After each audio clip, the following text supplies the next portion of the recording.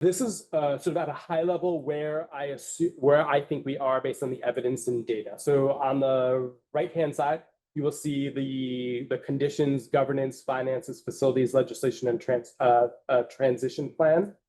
On the left-hand side, you will see the sort of rating of those areas.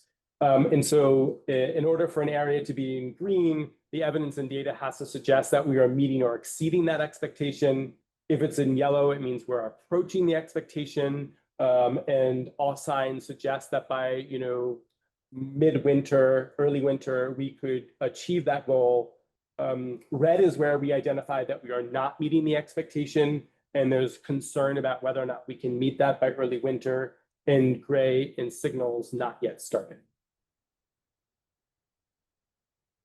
And so you'll see, sorry, I should have just sort of made the point here, governance and transition plan are marked in red, which means from my analysis, we have not yet met the expectation, and there's concern about whether or not we can be on track.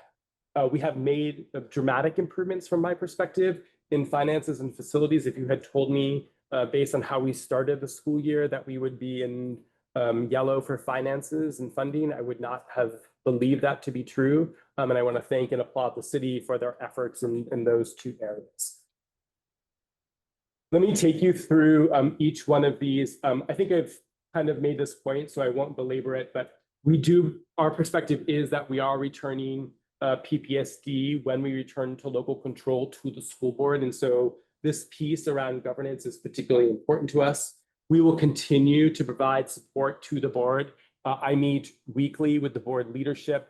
I also help facilitate and support meetings between the superintendent and the board president, particularly as it relates to agendas.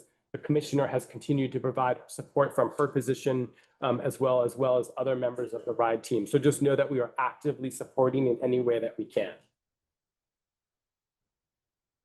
And the evidence that leads me to this conclusion that we are off track as it relates to governance is that I have been at or watched every board meeting since I arrived in September.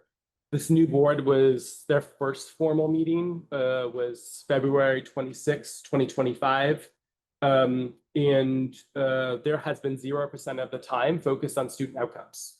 We focus a lot of our time and energy focused on adult issues, but not on student outcomes. And so the feedback we continue to give the board is that their agendas need to be designed so that they are prioritizing opportunities to discuss student outcomes, particularly absent their own board goals connected to the turnaround action plan.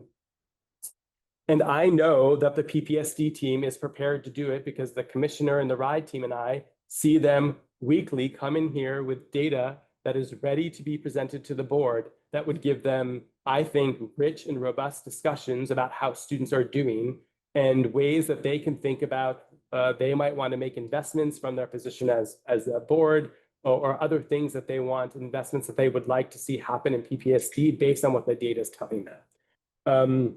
And so I would say that the only presentation that has been connected to student outcomes from my perspective was on the February 26, 2025 agenda. It was an academic update overview of progress and key initiatives by Dr. Paula Dillon and her academics team. I will also acknowledge that RIDE helped set that agenda because there wasn't board leadership at that point. And so that was a sort of RIDE decision. And since that, I have not seen evidence of a general school board meeting having anything focused on student academic